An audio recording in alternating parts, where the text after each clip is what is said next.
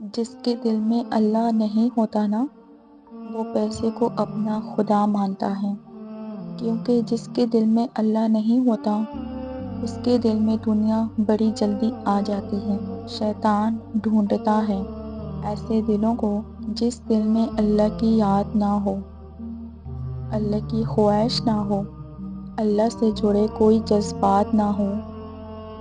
جب شیطان کو کوئی ایسا دل ملتا ہے یا کوئی ایسا انسان ملتا ہے جو گناہوں میں آگے جا رہا ہو، جس نے اپنے آپ کو اللہ کی یاد سے غافل رکھا ہو، تو شیطان ایسے انسان کے دل کو اپنا گھر بنا لیتا ہے۔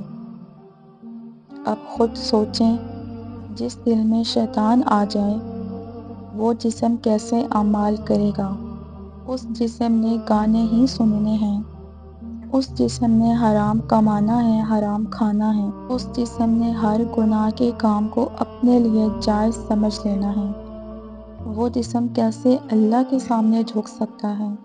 یقین کریں۔ لیکن دوسری جانب اس کا یہ بھی مطلب نہیں ہے کہ وہ بندہ شیطان کو اپنے دل سے دفع نہیں کر سکتا۔